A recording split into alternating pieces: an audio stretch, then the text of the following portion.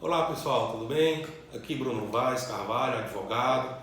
Estamos aqui hoje com o Dr. Felipe, advogado trabalhista, e o Dr. Vinícius, advogado previdenciário. Ambos fazem parte aqui da Vaz Carvalho. E hoje nós vamos criar um quadro denominado Questão Legal. E nesse quadro, Questão Legal, nós iremos abordar os efeitos do coronavírus nas relações trabalhistas e previdenciárias. Então vamos começar aqui com o Dr. Felipe. Digamos, doutor, que hoje, segunda-feira pela manhã, na empresa, em qualquer empresa, chega qualquer um dos funcionários e ele vem aparentemente gripado. O que o patrão, o gerente, deve fazer nesses casos? Neste caso, o empregador, o superior hierárquico desse empregado deverá encaminhar ele para um médico, ou para um posto de saúde, ou para um hospital, para que ele realize exames, para descartar a doença. Nesse caso, ele não poderá ficar na empresa para evitar o contágio, certo?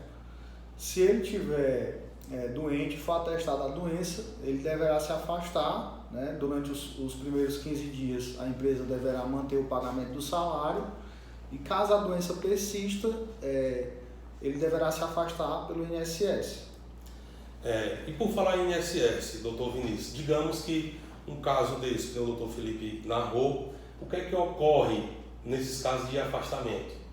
Pronto, nesse caso de afastamento, caso o segurado seja detectado que ele está contaminado, ele, a partir do 16º dia de afastamento, ele poderá contar com o benefício do auxílio-doença, certo? Que vai ser estabelecido a partir do 16º dia ao prazo que determinado pelo atestado médico, possivelmente no prazo de quarentena, certo? Então, nesses casos, os primeiros 15 dias, a empresa será responsabilizada por pagar o salário do funcionário. Sim, a empresa tem que pagar durante os 15 primeiros dias, caso o médico ateste que ele esteja doente, Ele não pode também se afastar por conta própria, certo? Tem que ser, se ele achar que está doente e comparecer ao médico, por vontade própria, sem ser por determinação da empresa, ele deverá apresentar esse atestado para a empresa, para justificar a ausência, certo? Ok. A gente tomou conhecimento que agora em fevereiro o governo federal, publicou uma lei, que é a Lei 13.979 de 2020. O que foi que o governo federal fez em relação ao auxílio-doença diretamente ao INSS? Pronto, o INSS tem tomado algumas medidas de prevenção ao coronavírus, certo? A primeira delas foi a questão da prova de vida, certo? Hoje, necessariamente, os aposentados e pensionistas devem fazer prova de vida e normalmente nas suas agências bancárias ou na agência do INSS. O governo federal estabeleceu uma suspensão da prova de vida por torno de 120 dias, certo? Essa suspensão vai girar até meados do mês de setembro. Outro ponto adotado foi a questão da antecipação da primeira parcela do 13º salário. Normalmente o pagamento da primeira parcela é feito em julho, O governo antecipou agora a parcela para o mês de abril, que será liberado também para os aposentados e pensionistas. Outra medida foi a facilitação, a diminuição da taxa de juros nos empréstimos consignados. Essa mesma parcela terá as taxas de juros mais razoáveis para quem quiser fazer empréstimo, alguma medida protetiva de saúde, alguma situação de risco. Ok. Voltando aqui para a questão trabalhista, doutor Felipe, digamos que a situação da empresa, digamos que seja uma empresa com um número excessivo de funcionários, acima de 50 ou 100 funcionários, e a questão do ambiente da empresa, como é que a empresa deve manter o seu interior para dar condições salubres aos funcionários? Sim, a empresa ela tem por obrigação de manter um ambiente de trabalho salubre, para que os empregados não corram nenhum mal, não sofram nenhum mal, tanto nesse período de coronavírus como sempre tem que manter um ambiente salubre. Então, a empresa tem que, se ela optar por manter suas atividades, mesmo havendo recomendação para a suspensão, que pode haver essa recomendação do governo brasileiro, ela deverá adotar algumas políticas internas, como fornecimento de álcool em gel, orientação para que os empregados lavem as mãos com sabão, fornecer esses produtos de higiene, né? E até máscaras, certo? Caso o empregado perceba que está correndo sérios riscos, né, de contrair essa doença, até pelo fato de outros empregados já terem contraído, né, e a suspeita ser dentro da empresa, ele poderá se negar a comparecer ao trabalho, mas ele tem que ser uma suspeita fundamentada, né? Então, nesse caso, ele não pode aceitar se colocar em risco, né? Ele pode, inclusive, pedir a rescisão do contrato de trabalho, ou seja, ele vai pedir a rescisão direta, que nesse caso ele vai receber seus direitos como se estivesse sendo demitido, certo? Então, são essas as situações. Caso a empresa opte por continuar suas atividades, né, havendo suspeita de contágio dentro da empresa, no mínimo, ela tem que fornecer produtos de higiene para que esse contágio seja diminuído, né? E no caso a empresa opte por dispensar todos os empregados, né, que é uma outra situação, ela mandar todos os empregados para casa durante um determinado período, nesse caso ela vai ter que manter o pagamento dos salários, certo? Então vamos supor que a empresa determine que todos os empregados irão ficar afastados por 10 dias, sem trabalhar em casa.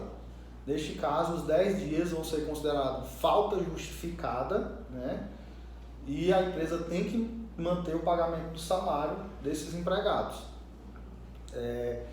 Caso o governo também adote alguma medida, que é a quarentena, né, para todos os empregados, que pode ocorrer, porque está previsto na lei que você falou, também a empresa deverá manter o pagamento de salário de todos os empregados pelo período que durar a quarentena, certo? Doutor Vinícius, voltando para essa questão aqui do INSS, a gente sabe também que após a reforma da Previdência, muito tem se falado em filas e filas de INSS. Então o governo federal publicou essa lei, né, que já está em vigor desde fevereiro. Nesses casos de contaminação, que tem que agir rápido para evitar, né, maiores danos, o que o INSS, o que você tem a argumentar, a falar para a gente aqui, para esclarecer o nosso público? Pronto, em relação a essa questão do coronavírus, nós sabemos que deve ser evitado a questão do contágio, que é uma doença que se prolifera em situações de aglomeração de pessoas, né? Em locais de risco de contágio. Nós sabemos que as agências do INSS estão abarrotadas de pessoas, normalmente as pessoas que lá estão, grande parte são pessoas idosas, né, em busca de seus benefícios. Em relação a isso, também sensível a essas situações, o INSS estuda ainda algumas outras situações que viabilizem a evitar essa contaminação, inclusive nas próprias agências, aos segurados, inclusive aos servidores, né? Então, ainda se discute dentro do INSS a questão dessa perícia, porque normalmente a perícia do auxílio-doença é feita numa agência do INSS.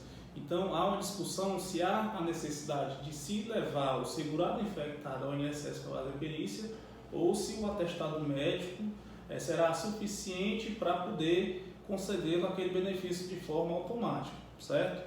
Outro ponto é a questão do prazo do benefício. Nós sabemos, já falamos aqui, que o benefício se inicia a partir do 16º dia. A partir do 16º dia, o INSS passa a arcar com o valor do auxílio-doença, ok?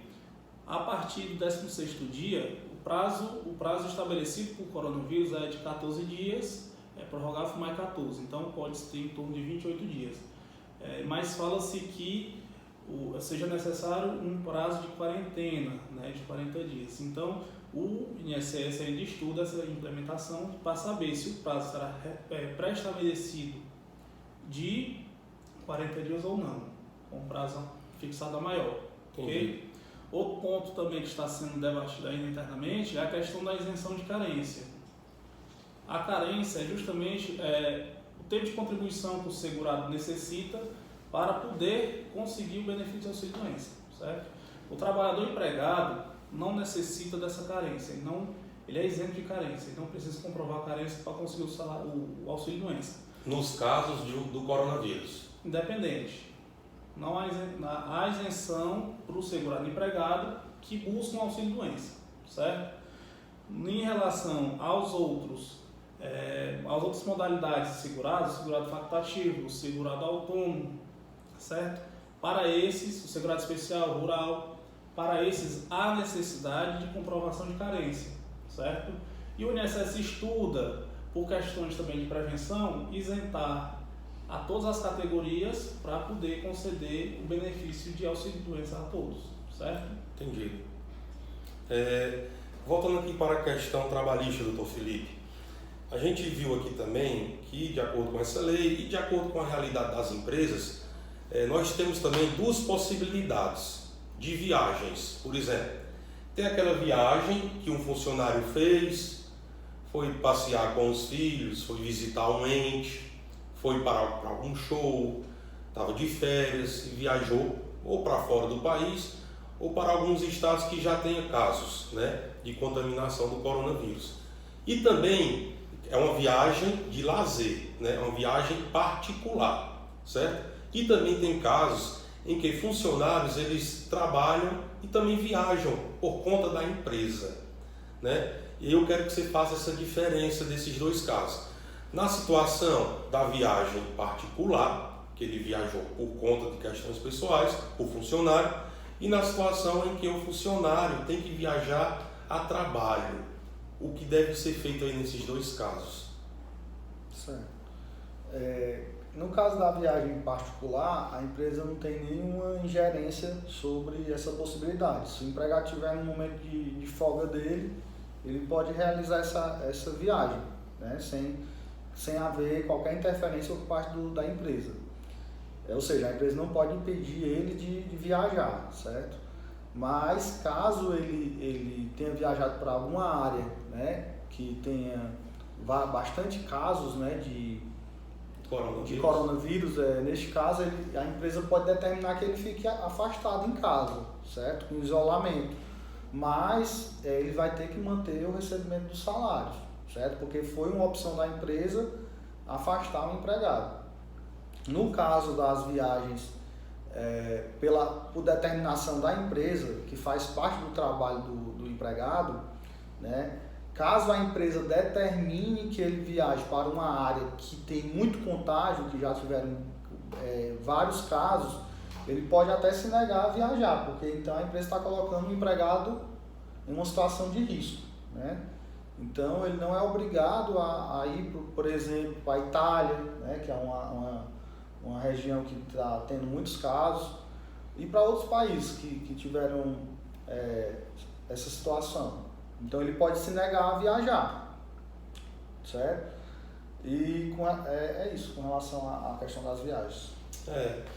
A gente tentou esclarecer ao máximo aqui várias questões sobre o efeito, né, do coronavírus, tanto no direito do trabalho como no direito previdenciário.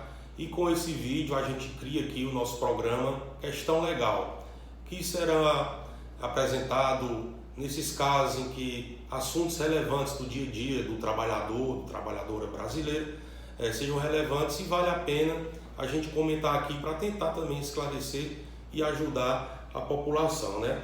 O Ministério da Saúde também oferece o número 136 para você ligar em caso de dar algumas informações, fazer alguma denúncia do tipo, para evitar também a proliferação desse vírus aqui no nosso país. Então, fiquem com Deus, um forte abraço, até a próxima, e estamos aí com a questão legal ativa nas próximas semanas. Até a próxima.